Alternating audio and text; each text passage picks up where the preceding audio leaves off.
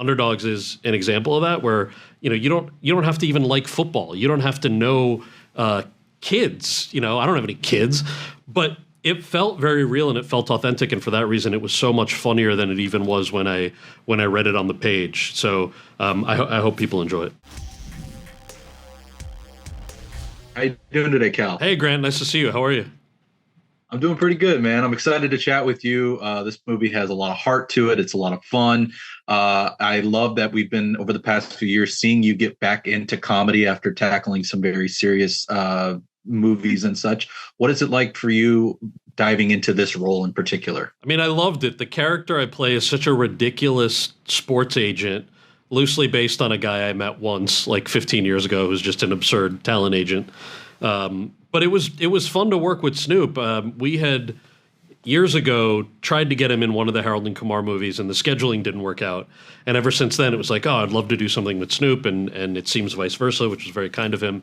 So when this came around, I just said yes before reading the script, because I'm like, yeah, 2 scenes with Snoop, no brainer. And then read the script and was like, oh, this is, to your point, it's a really unifying story. It's very Bad News Bears. It's feel good, but it's also really, really funny. And comedy is my first love, the way it brings people together, the way that you can just tune out the world and laugh. I think especially now, things in the real world are so polarizing that to be able to bring an audience together and laugh, no brainer, hard yes, doing this movie. Man, hopefully you guys can get Snoop in another one if you guys end up doing that 4th movie you keep talking about. Yes, I'd love I to hope see so. it. Now, okay, so with that said, then where did the Harold and Kumar line come from in the movie? Was that Snoop's pitch? Was that your pitch? Whose was that? Not only was it Snoop's pitch, he didn't even pitch it. It was the first take, and he just riffed, and that was all improv.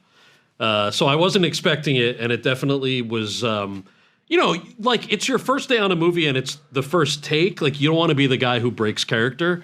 So it was hard to like hold it all in, but that was all him. Even more reason why he's got to get in with the actual Harold and Kumar. Dude, Snoop is an incredible actor, right? Like, you know him for his music and you know him for a bunch of the movies and stuff that he's done before, but the range that he shows in this particular movie, I just thought was very, very cool. As a fan of his, and as a fan of comedy, I'm like, oh, okay, you're like really good, man.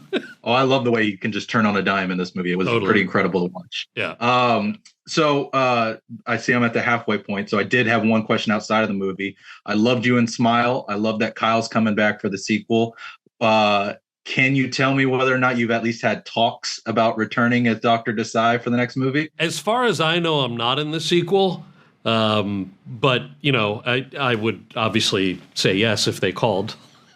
That was a blast. That movie was, I think originally it was called There's Something Wrong with Rose, and it was like this lower budget horror movie. I thought the script was awesome, and I'm from New Jersey. We shot mostly in New Jersey. So it was just like, it seemed very cool, and I like horror.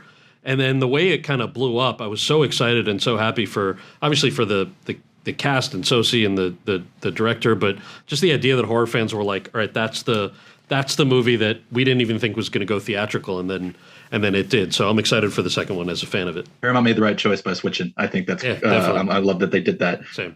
So coming back to the Underdogs, before I let you go, what's one of the biggest things you're excited that audiences will get to take away from this movie? It's just funny, and I like that. It's different. You don't usually, in a wholesome feel good movie about kids and sports.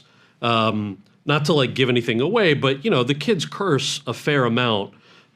But I didn't find it gratuitous, which So one of the things I really like about comedy that works is how specific it is. So whether it's like a girls' trip or a Hangover or Bridesmaids, you don't have to be part of like an elite wedding to find Bridesmaids funny. You don't have to know any of those people in real life. If the writing is really good, then it brings you into that world. And I think Underdogs is an example of that, where you don't have to even like football. You don't have to know kids. I don't have any kids, but it felt very real and it felt authentic, and for that reason, it was so much funnier than it even was when I read it on the page. So I hope people enjoy it. I think people really will. I know I enjoyed it. I especially love the disclaimer at the beginning saying kids know they swear more than half of the kids in this movie do. I know I did, so I think they're going to get a kick out of that. But Cal, thank you so much for taking the time, man. I greatly appreciate it. Thank you. I appreciate it.